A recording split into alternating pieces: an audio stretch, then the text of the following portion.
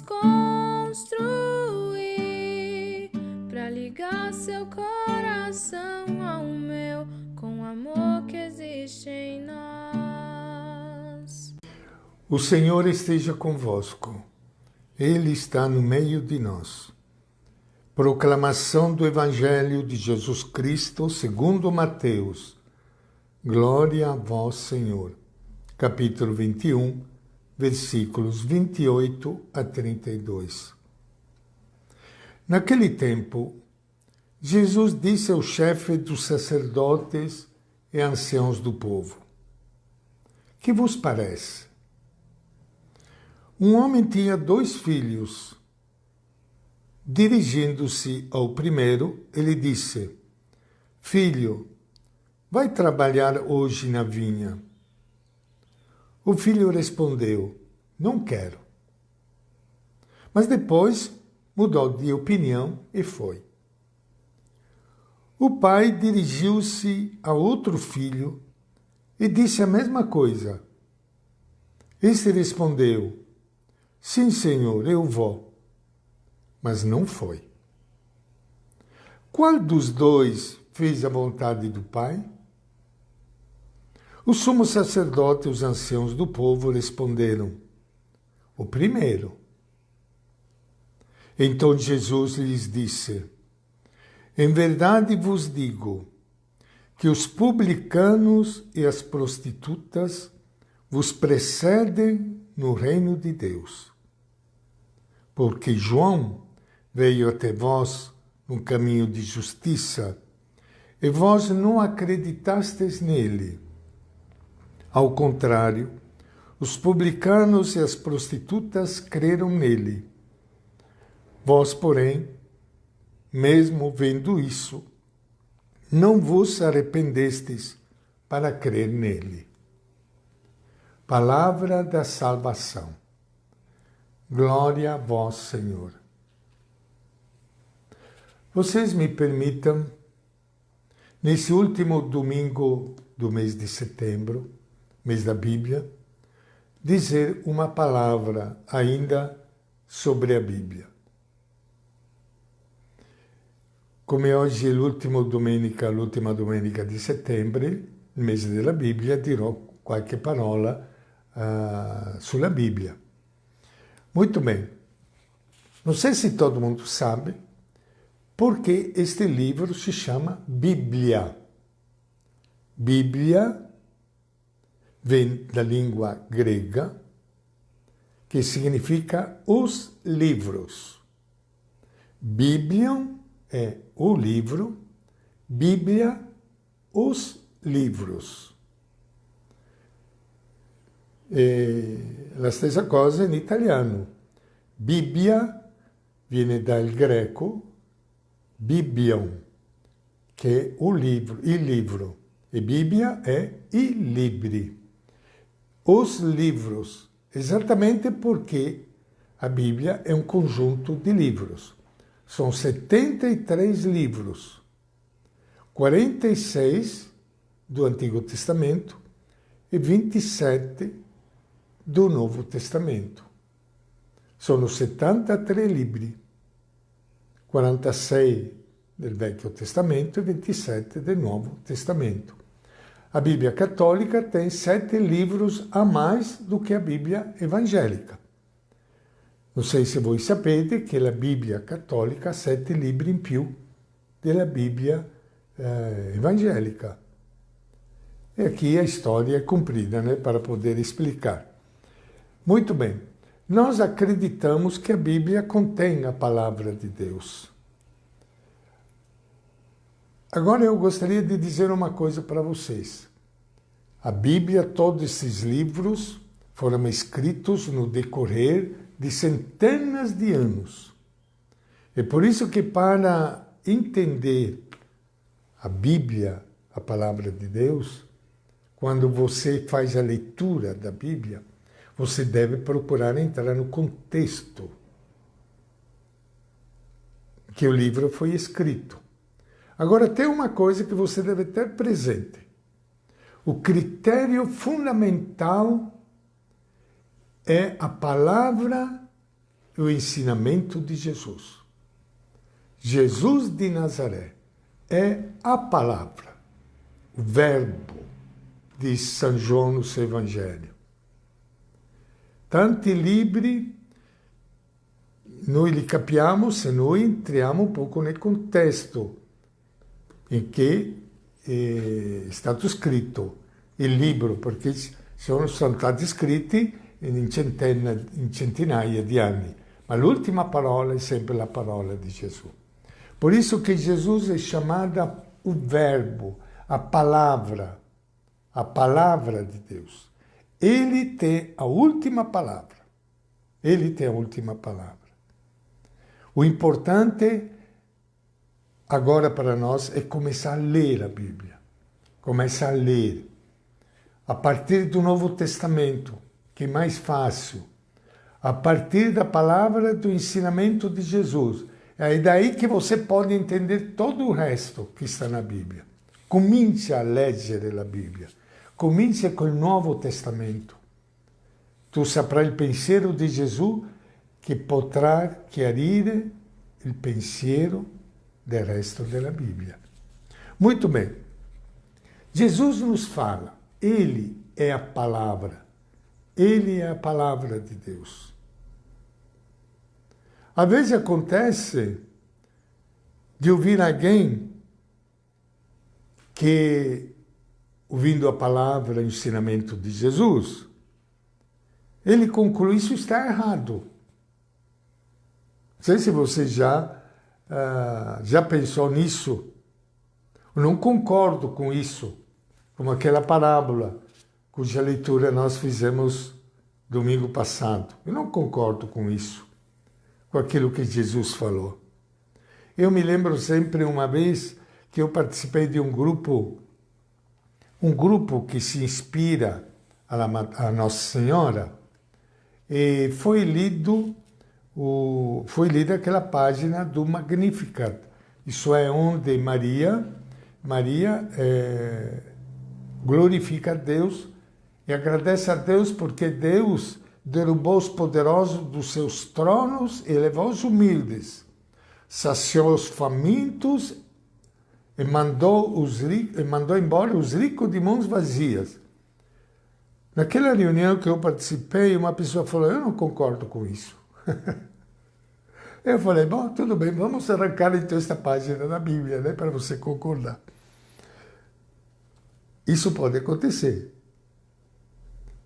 E delle volte c'è qualcuno che legge la Bibbia, come il fatto della Madonna nel Magnificat, che dice che i poveri saranno elevati, i ricchi saranno buttati giù. E dicono, eu não concordo com questo. Muitas vezes nós não concordamos, sabe por quê? E a resposta nós encontramos na primeira leitura do profeta Ezequiel, que diz assim, vós andais dizendo, a conduta do Senhor não é correta. A conduta do Senhor não é correta. Vós andais dizendo, diz ainda o profeta Ezequiel, no Antigo Testamento, a conduta do Senhor não é correta. E aí pergunta, é a minha conduta que não é correta? Ou é a vossa conduta que não é correta? Porque depois diz em seguida, porque você não pratica e observa o direito e a justiça. Não pratica e observa o direito e a justiça.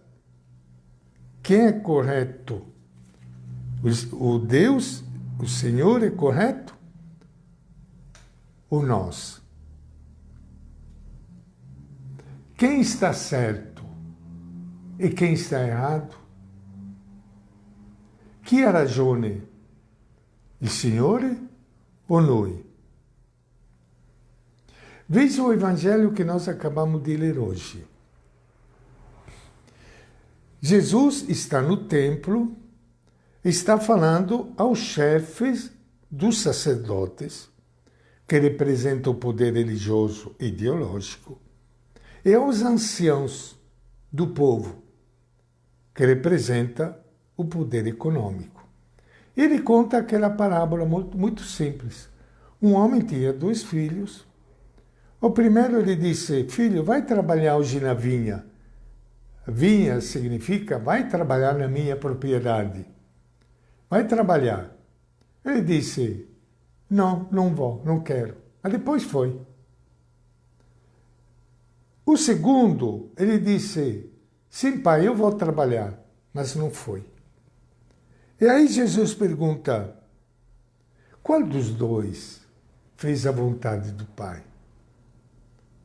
A resposta, à primeira vista, é simples, clara. Aquele que disse que não ia, mas depois foi. Muito bem. Aquele que diz, mas não pratica. Aquele que não diz ou diz não e pratica. Vocês imagina depois aquilo que Jesus disse. Ele disse a este chefe do sacerdote e anciãos do povo, veja bem, ele disse assim, em verdade vos digo que os publicanos e as prostitutas vos precedem no reino de Deus. Porque você, chefe do sacerdote e anciãos do povo, diz, mas não fazem. Ao passo que os publicanos e as prostitutas não dizem, mas fazem. O que significa, traduzindo isso na prática da nossa vida, na nossa realidade? Vocês imaginam Jesus chegando numa das nossas igrejas, lotada de gente, seja católicos que evangélicos, e Jesus falando assim, vocês falam tanto de Deus, falam da Bíblia, para nós católicos fazem a comunhão, confissão, fazem adoração, não saem dessa igreja, mas vocês não têm amor. Não tem compaixão, não tem compromisso com os pobres e a justiça. Os publicanos e as prostitutas vão preceder vocês no reino de Deus, porque eles não praticam tudo isso que vocês fazem, só com boca, com palavras, mas elas praticam o amor, a compaixão, o perdão, a misericórdia. Pessoas sofridas. O que você acha? O que aconteceria com Jesus se viesse nas nossas igrejas e falasse isso? Ah, mas eu não concordo. Eu não concordo com aquilo que Jesus fala. Eu não concordo com isso. Aí o profeta Ezequiel repete, é a minha conduta que não é correta? Ou antes é a vossa conduta que não é correta? E do outro lado, nós encontramos, aí nós vemos o exemplo do outro filho, tantas pessoas hoje que dizem até que não tem religião, que não acreditam em nada, que são ateus e praticam o amor, praticam a justiça, se comprometem com os pobres, com os excluídos. Então vocês estão vendo esses 2 filhos representados por esta nossa realidade.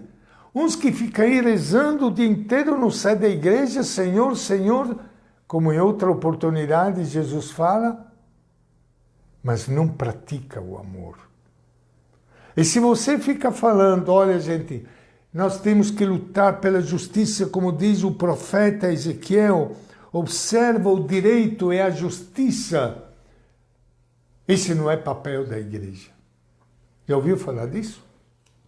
Isso não é papel da igreja.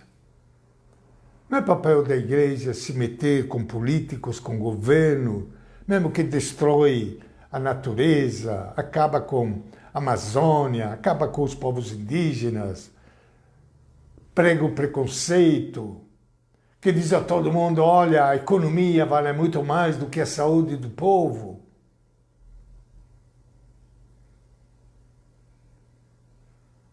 Vocês estão percebendo? Será que a palavra de Deus é a palavra correta? Ou é a nossa? Quem que está certo? Chi ha ragione? A ragione è quello che rimane in chiesa pregando, facendo grandi celebrazioni, incenso, ma non pratica la giustizia, disprezza i poveri, non si preoccupa per le persone che vivono a relento, semplicemente prega e sente, va alla messa, prega, è felice perché così compie la volontà del Signore. Qua la volontà del Signore è la volontà, è che noi tutti possiamo avere più amore, più compassione, più comprensione con le persone, specialmente stando dalla parte dei poveri, degli immigranti, di questa gente che soffre tanto, che ha abbandonato la sua famiglia. Chi ha ragione? Ha ragione il Signore? O abbiamo ragione noi? Quem que está certo? Por isso que todos nós somos chamados hoje diante da palavra de Deus para parar um pouco, refletir e nos questionarmos se o nosso coração está cheio de amor, se realmente pratica. O que é importante é praticar o amor. Praticar o amor, a compreensão, a luta pela justiça, se a comunhão, se a missa, se a oração não nos leva a ter mais amor e mais compromisso com uma sociedade justa, devemos nos perguntar realmente se nós não somos como aquele filho que diz sim, sim, mas depois não faz. E finalmente gostaria de lembrar aqui um conselho do apóstolo Paulo, que nós acabamos de ouvir na sua carta aos Filipenses, quando ele diz para nós: tende entre vós o mesmo sentimento que existe em Cristo Jesus. Ternura, compaixão. Ter o mesmo sentimento de Jesus. Conheça Jesus de Nazaré. Procure sintonizar com Ele. Ter o mesmo sentimento dele. E você terá melhores condições, inclusive, para entender a Bíblia. L'Apostolo San Paolo ci dice di avere lo stesso sentimento di Gesù, perché nella misura che tu conosci Gesù e hai il suo sentimento, tu capirai ancora meglio a lettura della Bibbia.